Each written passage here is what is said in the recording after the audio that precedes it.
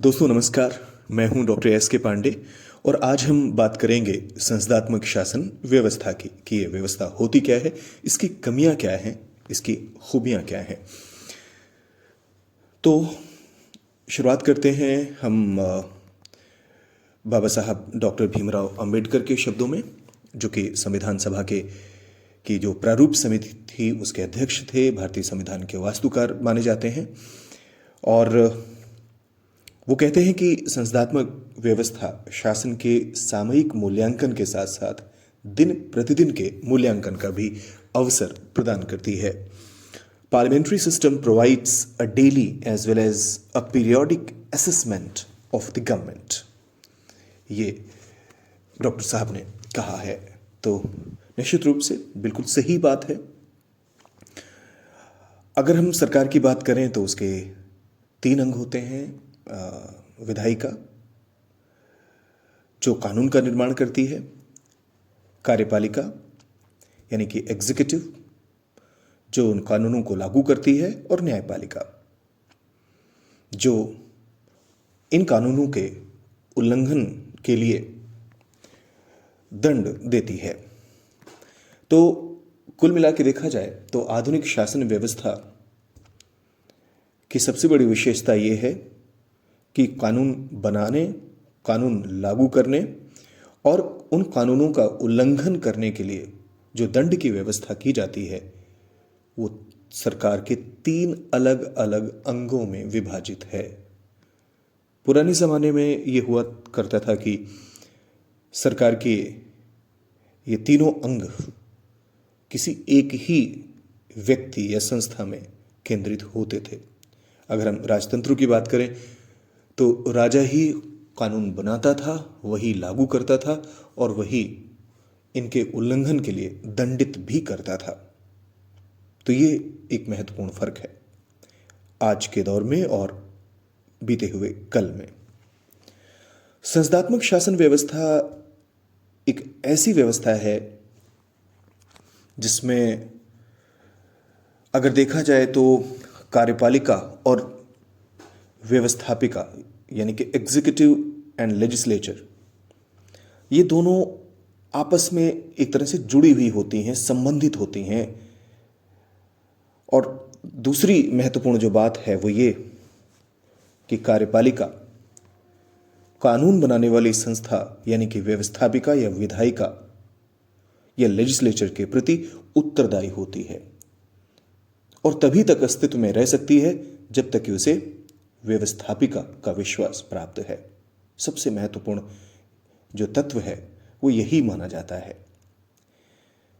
Corner कहते हैं कि संसदात्मक शासन वो शासन प्रणाली है जिसमें वास्तविक कार्यपालिका अर्थात मंत्रिमंडल, विधायिका अथवा उसके लोकप्रिय सदन के प्रति तथा अंतिम रूप में निर्वाचक मंडल के प्रति अपनी राजनीतिक नीतियों तथा कार्यों के लिए कानूनी रूप से उत्तरदायी होती है। और राज्य का प्रधान जो होता है वो नाम मात्र का होता है तथा साथ ही साथ वो अनुत्तरदायी भी होता है। तो गार्नर के शब्दों से एक बात तो स्पष्ट हो जाती है कि जो संसदात्मक शासन व्यवस्था है उसमें उत्तरदायित्व का जो तत्व है वो अत्यंत महत्वपूर्ण है। इसमें शासन का प्रधान, ये ब्रिटेन जैसे देश में सम्राट हो सकता है या भारत जैसे देश में राष्ट्रपति, ये नाम मात्र का प्रधान होता है। और शासन के वास्तविक प्रधान के रूप में अगर देखा जाए तो समस्त शक्तियों का प्रयोग एक ऐसी मंत्रि परिषद के द्वारा किया जाता है जिसकी अध्यक्षता प्रधानमंत्री करते हैं। और एक सामान्य सा नियम है, सामान्य सी परंपरा है कि जो लोकप्रिय सदन होता है, पॉपुलर हाउस होता है, जिसे हम निम्न सदन कहते हैं, चुनावों के पश्चात इस सदन में जिस राजनीतिक दल को या राजनीतिक गठबंधन को बहुमत प्राप्त होता है तो राज्य का जो संवैधानिक प्रधान है वो ऐसे राजनीतिक दल या गठबंधन के नेता को आमंत्रित करते हैं कि वो आएं और प्रधानमंत्री का पद ग्रहण करें, और तत्पश्चात उनके परामर्श पर, यानी कि प्रधानमंत्री नियुक्त किए गए व्यक्ति के परामर्श पर मंत्रिपरिषद के अन्य सदस्यों की नियुक्ति करता है राष्ट्रपति भारत जैसे देश में और सम्राट ब्रिटेन में। एक और महत्वपूर्ण बात है कि संसदात्मक शासन व्यवस्था में जो मंत्रिपरिषद होती है, काउंसिल ऑफ मिनिस्टर होती है, वो सामूहिक उत्तरदायित्व के सिद्धांत या कलेक्टिव रिस्पॉन्सिबिलिटी जो है उसके आधार पर काम करती है। तो थोड़ा सा समझ लेते हैं कि सामूहिक उत्तरदायित्व या कलेक्टिव रिस्पॉन्सिबिलिटी क्या है। दरअसल देखा जाए तो इसको एक वाक्य में समझा जा सकता है, एक सबके लिए, सब एक के लिए। अर्थात मंत्रिपरिषद सामूहिक रूप से अपने किसी भी कार्य के लिए लोकसभा के प्रति, लोक सदन के प्रति या पॉपुलर हाउस के प्रति जिम्मेदार होती है, जवाबदेह होती है। उदाहरण के लिए हम ऐसे समझ सकते हैं कि मान लीजिए रक्षा के क्षेत्र में कोई घटना होती है और रक्षा मंत्री उसके एक तरह से प्रमुख होते हैं इस रक्षा मंत्रालय के। तो क्या ये मान लिया जाए कि अगर रक्षा के क्षेत्र में कोई घटनाक्रम हुआ है तो उसके लिए जिम्मेदारी सिर्फ रक्षा मंत्री की है? यह सामूहिक उत्तरदायित्व का सिद्धांत नहीं है। सामूहिक उत्तरदायित्व के सिद्धांत या थ्योरी ऑफ कलेक्टिव रिस्पॉन्सिबिलिटी ये कहती है कि रक्षा मंत्री ही नहीं बल्कि सरकार, पूरी सरकार जिसमें पूरी की पूरी मंत्रिपरिषद है, प्रधानमंत्री जिसके नेता हैं, वह सामूहिक रूप से उत्तरदायी है रक्षा, भले ही वो कार्य रक्षा मंत्री के क्षेत्राधिकार में आता हो। यह महत्वपूर्ण है, यही थ्योरी ऑफ कलेक्टिव रिस्पॉन्सिबिलिटी है। अर्थात देखा जाए तो मंत्रिपरिषद एक ऐसी संस्था होती है जो एक इकाई के रूप में कार्य करती है, भले ही उसका कोई एक व्यक्ति, एक अंग पृथक रूप से कार्य के लिए जिम्मेदार माना जाता हो, लेकिन थ्योरी ऑफ कलेक्टिव रिस्पॉन्सिबिलिटी का मतलब यही है। और ये सबसे बड़ी सुंदरता इसको कहा जाना चाहिए संसदात्मक शासन व्यवस्था की। अगर देखा जाए तो इन ऑर्डिनरी सर्कमस्टांसेस जो मंत्रिपरिषद के जो सदस्य होते हैं, यानी कि मंत्री होते हैं, कैबिनेट मंत्री, राज्य मंत्री और उप मंत्री, इनके लिए ज़रूरी है कि ये संसद या व्यवस्थापिका या लॉ मेकिंग इंस्टीट्यूशन के सदस्य हों।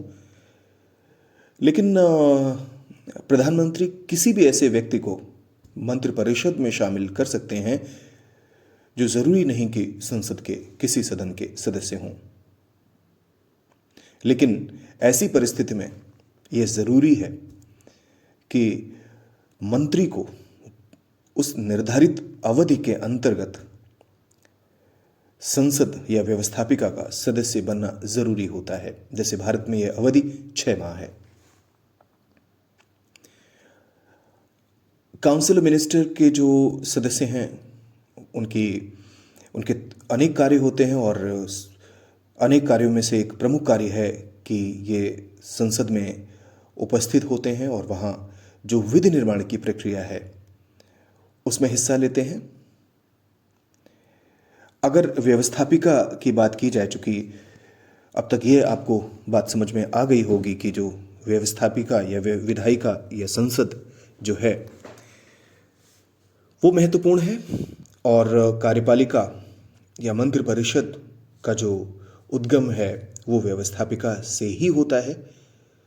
तो ऐसे में व्यवस्थापिका या विधायिका मंत्रिपरिषद पर अनेक प्रकार से नियंत्रण रखती है। और सही बात तो यह है कि मंत्रिपरिषद तभी तक वजूद में रह सकती है, अस्तित्व में रह सकती है, जब तक कि उसे व्यवस्थापिका का विश्वास प्राप्त हो। इसके अलावा व्यवस्थापिका प्रश्न पूछ सकती है मंत्रियों से, उनकी आलोचना कर सकती है। तो यह संस्थात्मक शासन व्यवस्था में मंत्रि परिषद के कुछ प्रमुख कार्य हैं और विधायिका इस तरीके से मंत्रि परिषद पर नियंत्रण रखती है। इसके अलावा कुछ ऐसे हालात होते हैं जिसमें अगर व्यवस्थापिका चाहे तो नो कॉन्फिडेंस मोशन के जरिए, जिसको हम अविश्वास प्रस्ताव कहते हैं, सरकार को हटा सकती है, मंत्रिपरिषद को पदच्युत कर सकती है। इसके अलावा देखा जाए तो मंत्रिपरिषद को भी ये हक होता है, ये अधिकार होता है कि वो सिफारिश करे संवैधानिक प्रमुख से कि वो उस सदन को भंग कर दे जिसके प्रति वो उत्तरदायी है। तो बड़ा ही रोचक ये प्रावधान है कि जहां एक और विधायिका कार्यपालिका पर नियंत्रण रखती है, तो वहीं कार्यपालिका का भी विधायिका पर एक तरह से नियंत्रण होता है। अगर विश्वास मत खोने पर कार्यपालिका को पद त्यागना होता है, तो कार्यपालिका जो है वो उसकी सिफारिश पर जो संवैधानिक प्रमुख है वो विधायिका के लोकप्रिय सदन को भंग कर सकते हैं, उसका विघटन कर सकते हैं। और अगर देखें तो दुनिया में अनेक देशों में संस्थात्मक शासन व्यवस्था प्रचलन में है। ब्रिटेन उदाहरण है, भारत उदाहरण है। और अगर हम इंग्लैंड की बात करें तो ये पार्लियामेंटेरियन सिस्टम का एक मॉडल माना जाता है, आदर्श उदाहरण माना जाता है। दुनिया की संस्थात्मक शासन व्यवस्थाओं की जो प्रेरणा है उसको बड़ी हद तक ये इंग्लैंड से मिली है। तो संस्थात्मक शासन व्यवस्था के कुछ महत्वपूर्ण तत्वों, महत्वपूर्ण पक्षों को समझने के पश्चात अब हम संस्थात्मक शासन व्यवस्था की कुछ खासियत है, कुछ खास बातें हैं, उनको समझ लेते हैं। जो अच्छी बातें हैं, जो इसके पक्ष में हैं, जो इसकी विशेषताएं हैं, जो कैरेक्टरिस्टिक्स हैं, वो जानने का प्रयास करते हैं। तो सबसे जो महत्वपूर्ण बात है पार्लियामेंटेरियन सिस्टम की वो ये है कि इसमें दो तरह की कार्यपालिका होती हैं। There are two types of executives. एक तो नाम मात्र की होती है यानी कि नॉमिनल, दूसरी एक्चुअल होती है। तो देखा जाए तो राज्य का जो प्रधान है, जो संवैधानिक प्रमुख है, वो नाम मात्र का प्रधान होता है, जबकि वास्तविक कार्यपालिका जो है, जो रियल एग्जीक्यूटिव है, वो काउंसिल ऑफ मिनिस्टर होती है, मंत्रिपरिषद होती है। और अगर नाम मात्र की कार्यपालिका या कॉन्स्टिट्यूशनल एग्जीक्यूटिव की बात की जाए, नॉमिनल एग्जीक्यूटिव की बात की जाए, तो उसका स्वरूप इंग्लैंड जैसे देश में सम्राट जैसा हो सकता है, क्राउन होता है, जिसका जो अपना पद हेरिडिटरी तरीके से या वंशानुगत आधार पर करता है। यानी कि इंग्लैंड में अगर राजा नहीं रहता इस दुनिया में, तो उसके ही बच्चे, बेटा बेटी जो है, पुत्र या पुत्री, वही राजा या रानी होते हैं वहाँ के। और वो तब तक बने रहते हैं जब तक अस्तित्व में रहते हैं, जब तक वो जीवित रहते हैं।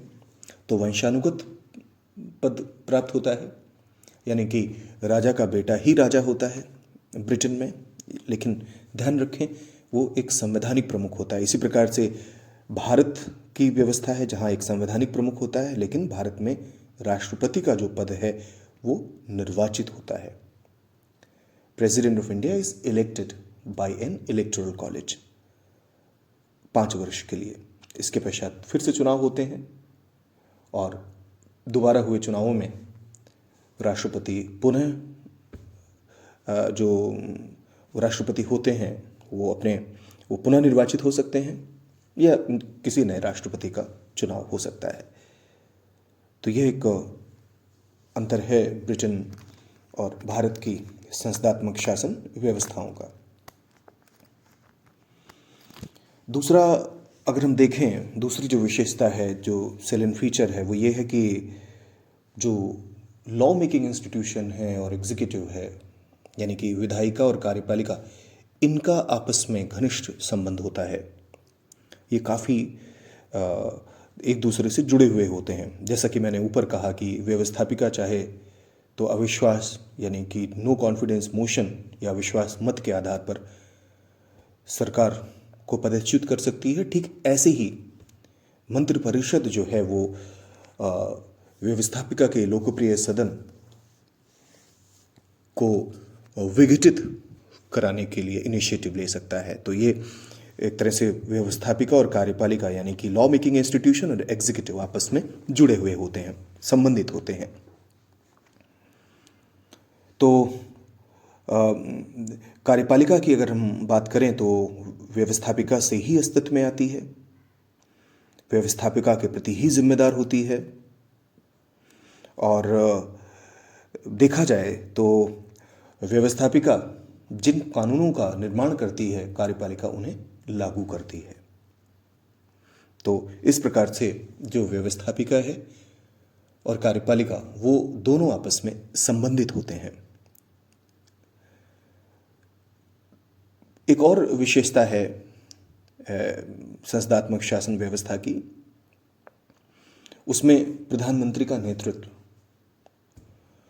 देखिए, प्रधानमंत्री के पद का कहीं कोई कानूनी आधार नहीं। अगर हम ब्रिटेन के संवैधानिक व्यवस्था का अध्ययन करें, जो भी है वहाँ पर मौजूद, तो उससे एक बात स्पष्ट होती है कि ब्रिटेन में प्रधानमंत्री के पद का कहीं कोई संवैधानिक कानूनी आधार नहीं है, मौलिक रूप से अगर बात की जाए तो। जब सम्राट ने मंत्रिपरिषद की अध्यक्षता करना बंद कर दिया तो कैबिनेट ने अपनी अध्यक्षता के लिए एक अध्यक्ष को चुना और वही जो मंत्री था आगे चलकर प्रधानमंत्री हुआ। तो इस तरह से देखा जाए तो प्रधानमंत्री का पद जो है वो विकास की प्रक्रिया से जनित है, वो किसी कानून के द्वारा निर्मित नहीं किया गया है, ब्रिटेन की जहाँ तक बात है। तो लेकिन धीरे धीरे करते हुए जैसे जैसे संसदात्मक शासन व्यवस्था का विकास हुआ, प्रधानमंत्री की शक्तियाँ बढ़ती गई हैं। भले ही वो औपचारिक रूप से कोई विशिष्ट कानूनी हैसियत न रखता हो राज्य व्यवस्था में, लेकिन व्यवहार में वो एक महत्वपूर्ण व्यक्ति होता है। अगर हम किसी भी संसदात्मक शासन व्यवस्था का उदाहरण लें, चाहे वो भारत हो या ब्रिटेन हो, एक बात स्पष्ट हो जाती है कि प्रधानमंत्री बेहद महत्वपूर्ण होता है। और इतना महत्वपूर्ण होता है कि कई आलोचक कहते हैं कि जो ये शासन व्यवस्था जो है वो प्रधानमंत्री शासन व्यवस्था है, एक तरह से प्राइम मिनिस्ट्रियल सिस्टम कहने लगे हैं पार्लियामेंटेरियन सिस्टम को।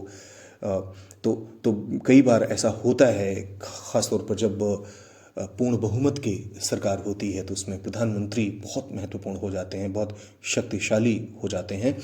तो कुल मिला के ऐसा प्रतीत होने लगता है कि प्रधानमंत्री वैसे ही व्यवहार कर रहे हैं जैसे अध्यक्षात्मक शासन व्यवस्था में राष्ट्रपति। यहाँ तक कि प्रधानमंत्री के नाम पर, प्रधानमंत्री के चेहरे पर चुनाव होते हैं, और ऐसा हमने भारत में भी देखा है और दुनिया के कई देशों में।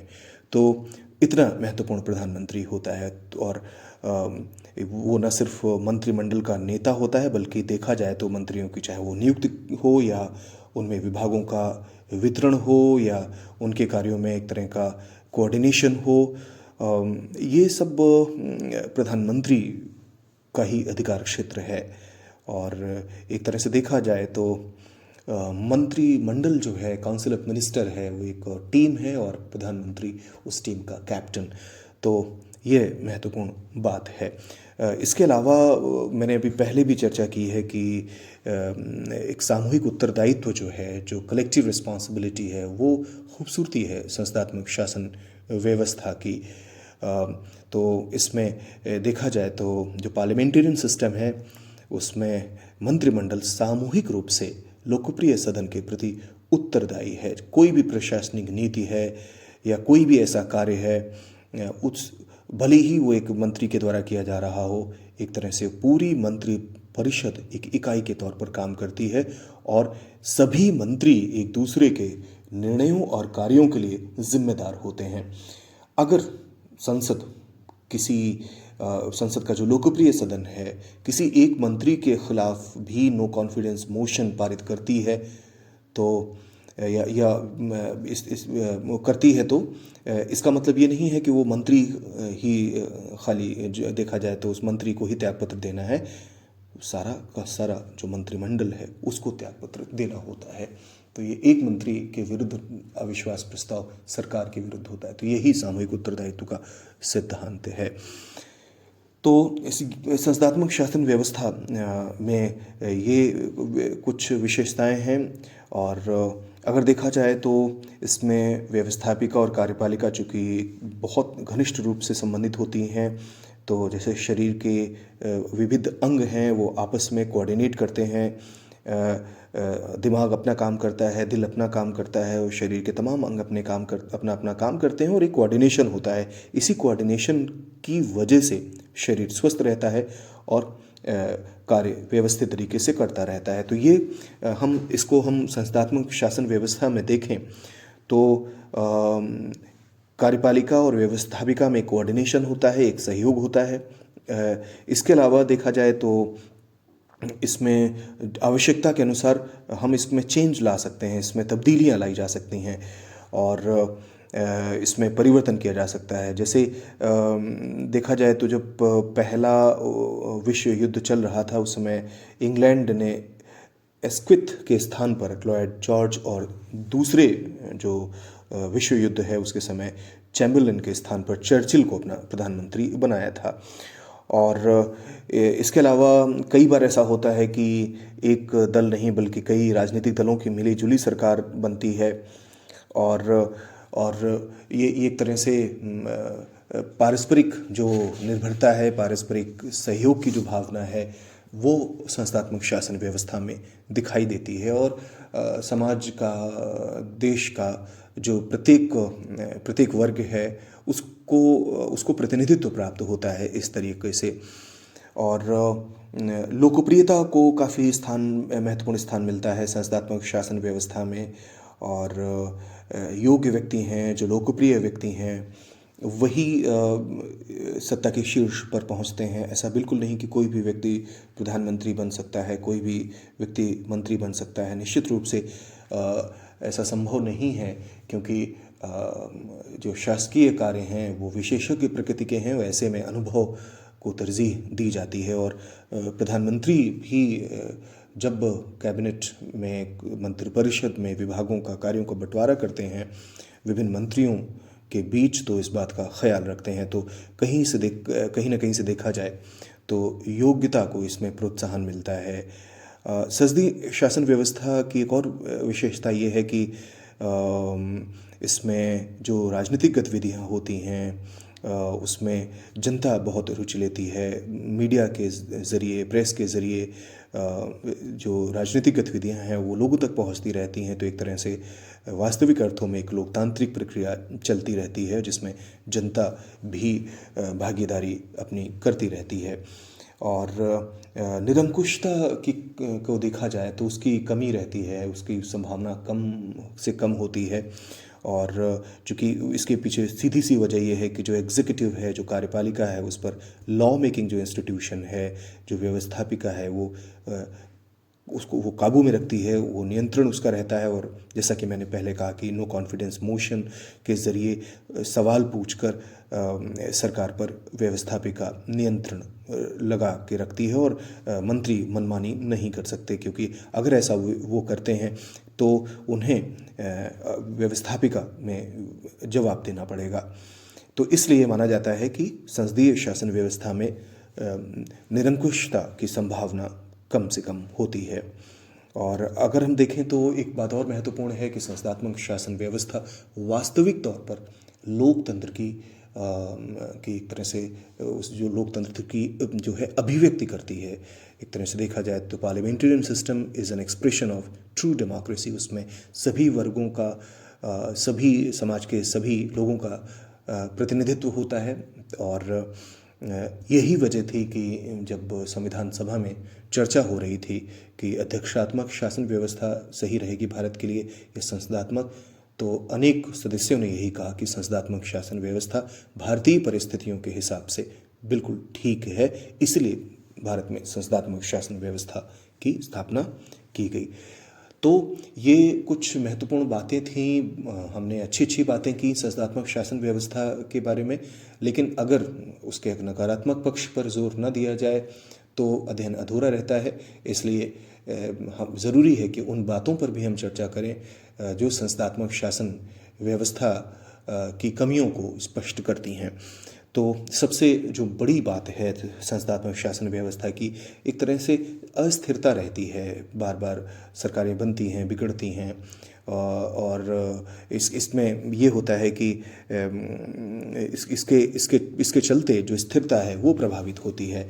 और कार्यपालिका जो है उसका कार्यकाल व्यवस्थापिका के विश्वास पर निर्भर होता है और निश्चित नहीं होता। हालांकि चुनाव जो हैं वो निश्चित समय के लिए होते हैं, लेकिन कार्यपालिका जो है वो विश्वास पर निर्भर करती है लोक सदन के। और अगर विश्वास नहीं रहता तो किसी भी समय सरकार को सत्ता से बाहर हटना होता है। और इसका सुंदर एक उदाहरण है भारत में, जब श्री अटल बिहारी वाजपेयी की सरकार महज 13 दिन तक शासन में रही थी और विश्वास मत हासिल करने में जब वो असफल रही तो उसे त्यागपत्र देना पड़ा। तो कार्यकाल की ये जो अस्थिरता है, और ये अस्थिरता प्रभावित करती है, अर्थव्यवस्था तक को प्रभावित करती है, विकास से संबंधित गतिविधियां प्रभावित होती हैं। मंत्रियों को, सरकार को ये लगता है कि वो एक तरह से निरुत्साहित होते हैं किसी भी इनिशिएटिव को लेने में। और जिन देशों में बहुदलीय व्यवस्था है वहाँ ये समस्या और बड़ी हो जाती है।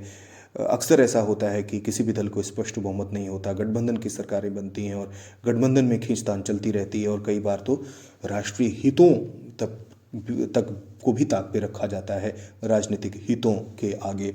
हम जानते हैं कि श्रीलंका को लेकर भारत ने संयुक्त राष्ट्र संघ में जिस तरह से मतदान किया था वो निश्चित रूप से भारतीय हितों के खिलाफ था, लेकिन तात्कालीन जो राजनीतिक परिस्थितियां थीं उसके तहत भारत को ये निर्णय लेना पड़ा। तो कई बार ये कठिनाई भी पैदा होती रही है। और दूसरी बात की जाए तो दलीय तानाशाही का डर रहता है एक तरह से। संस्थात्मक शासन व्यवस्था में अगर आप देखें तो इसमें ये जो सत्ता है वो सारी जनता की बात ज़रूर कही जाती है, लेकिन दलों का प्रभुत्व रहा है। कई बार तो एक दल का प्रभुत्व रहा है। अगर हम रजनी कोठारी की बात के ग्रंथों का, उनके द्वारा की गई रचनाओं का अध्ययन करें, उन्होंने जो रिसर्च की है, उन्होंने जो अध्ययन किया है भारतीय राज्य व्यवस्था का, तो बहुत स्पष्ट हो जाता है कि एक दलीय प्रभुत्व जो है वो भारतीय राज्य व्यवस्था की विशेषता रही है, चाहे वो कांग्रेस का दौर रहा हो आज़ादी के बाद का या वर्तमान दौर। तो ऐसे में इसकी आलोचना की जाती है कि जो व्यवस्थापिका है उसके लोकप्रिय सदन में जिस राजनीतिक दल को बहुमत प्राप्त होता है वही कार्यपालिका का निर्माण करती है, मंत्रियों में विभागों का बंटवारा करती है। तो कुल मिला के देखा जाए तो एक पूरी की पूरी कार्यपालिका शक्ति जो है वो एक ही राजनीतिक दल के हाथों में होती है, और ऐसे में मनमाने आचरण करने की संभावना बढ़ जाती है। तो दलीय तानाशाही का एक डर जो है वो होता है संसदात्मक शासन व्यवस्था का। एक तरह से देखा जाए तो अगर अध्यक्षात्मक शासन व्यवस्था को देखें तो उसमें जो शक्ति पृथक्करण है, जो सेपरेशन ऑफ पावर है, वो उसका प्रमुख लक्षण है। और संसदात्मक शासन व्यवस्था में शक्ति पृथक्करण जो है वो नहीं पाया जाता, बल्कि आपस में एक दूसरे से पर निर्भरता होती है। कार्यपालिका तभी तक सत्ता में है जब तक उसे व्यवस्थापिका का मत प्राप्त है। व्यवस्थापिका को कार्यपालिका की सलाह पर संवैधानिक प्रमुख भंग कर सकता है, उसका विघटन कर सकता है, तो ये स्थिति भी होती है। अक्सर अयोग्य व्यक्तियों का शासन होता है, ऐसा कहकर संस्थात्मक शासन व्यवस्था की आलोचना की जाती है और प्रचार प्रसार के ज़रिए और मैनेजमेंट के ज़रिए ऐसी बातें की जाती हैं जिससे कई बार अयोग्य व्यक्ति ही भी इस सत्ता के शीर्ष पर पहुंच जाते हैं। और प्रशासनिक कार्यों में इसमें अक्षमता में भी वृद्धि होती है और तमाम जो समय है वो वाद विवाद में ही चला जाता है। और एक तरह से देखा जाए तो इसका असर ये होता है कि जो सरकार में जो लोग होते हैं उनका पूरा ध्यान इस बात में होता है कि वो सरकार में कैसे बने रहें, कैसे अपना कार्यकाल सफलतापूर्वक पूरा करें, न कि इस बात में कि प्रशासनिक तरीके से चीज़ों को कैसे बेहतर किया जाए। तो ये भी प्रशासनिक अक्षमता भी इसमें पाई जाती है। और दलबंदी बहुत ज़्यादा होती है, पार्टी लाइन पर दल विभाजित होते हैं, अलग अलग उनकी विचारधाराएं होती हैं, तो टकराव होता है, वैचारिक टकराव होता है और जनता को भी इसी आधार पर बांटने की कोशिश होती है। दलीय निष्ठाओं को कई बार दलीय निष्ठाएं जो हैं वो राष्ट्रीय निष्ठाओं से ऊपर चली जाती हैं और देश के हित जो हैं, जैसा कि मैंने अभी बताया कि किस तरीके से भारत ने श्रीलंका के खिलाफ जिस तरह से संयुक्त राष्ट्र संघ में वोट किया था, मतदान किया था और उससे भारत के राष्ट्रीय हित प्रभावित हुए थे और वो राजनीतिक कारण ही मौजूद थे। आपको पता है कि श्रीलंका में 2009 के बाद 2009 में जिस तरीके से वहाँ की सरकार ने तमिल जो विद्रोही हैं उनके खिलाफ जो कार्रवाई की और उसके पश्चात हम देखते हैं कि श्रीलंका के खिलाफ भारत ने मतदान किया था और इसमें उस समय की राजनीतिक मजबूरियां रही थी, लेकिन इसको भारत का नुकसान, भारत को के जो राष्ट्रीय हित हैं वो निश्चित रूप से उसके प्रतिकूल था। तो ये चीज़ें भी हमें देखने को मिलती हैं। एक और बात मानी जाती है, आलोचक कहते हैं कि जब कभी कोई क्राइसिस होता है, जब कभी कोई संकट आता है, तो ऐसे में निश्चित रूप से सत्ता का केंद्रीकरण बहुत लाभदायी होता है और शायद यही वजह रही होगी कि हमारे संविधान निर्माताओं ने संकट काल की परिस्थिति से निपटने के लिए जो आपातकालीन उपबंध हैं, आपातकालीन जो इमरजेंसी प्रोविजंस हैं वो संविधान में किए हैं और अनुच्छेद 356, 352 और 360 इसकी पुष्टि करते हैं। लेकिन अगर देखा जाए सामान्य रूप से तो संसदात्मक शासन व्यवस्था युद्ध और संकट काल की स्थिति में निर्बल होती है और ऐसी स्थिति में जो अगर देखा जाए मंत्रिपरिषद का संचालन जो है वो मुश्किल होता है और ख़ासतौर पर इसको दिन प्रतिदिन की आलोचना भी सहन करनी पड़ती है। अध्यक्षात्मक शासन से अगर हम तुलना करें तो ये अध्यक्षात्मक शासन व्यवस्था की खूबी होती है कि शक्ति का केंद्रीकरण होने के कारण, खासतौर पर कार्यपालिका शक्ति का और शक्ति विभाजन होने के कारण वो कहीं ज़्यादा बेहतर तरीके से संकट काल से निपट सकती है, ऐसा आलोचकों का मानना है। और कुल मिला के देखा जाए तो एक और भी बात है संसदात्मक शासन व्यवस्था की जिसकी आलोचक जो है आलोचना करते रहे हैं, वो ये है कि दलीय निष्ठा, दलीय आधार पर सरकारें बनती हैं और जो मंत्रिपरिषद का आकार है ये उसको भी प्रभावित करती हैं। कई बार देखा जाता है कि मंत्रियों की फ़ौज जो है एक तरह से मंत्रियों की भीड़ होती है और एक तरह से कृतज्ञता व्यक्त करने के लिए कोशिश होती है कि अधिक से अधिक सदस्यों को मंत्री बनाया जाए जिन्होंने पार्टी के लिए काम किया है।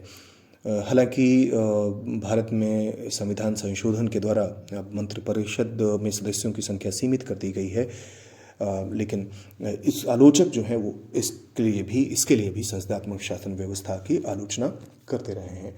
तो दोस्तों, उम्मीद है आपको संसदात्मक शासन व्यवस्था या पार्लियामेंटेरियन सिस्टम अच्छे से समझ में आ गया होगा। इसकी कमियों को, इसकी खूबियों को हमने जाना समझा और चूँकि हम स्वयं भी संसदात्मक शासन व्यवस्था के अंतर्गत रहते हैं तो हमें व्यावहारिक बोध भी है इस शासन व्यवस्था का। आप के प्रश्नों का स्वागत है। धन्यवाद।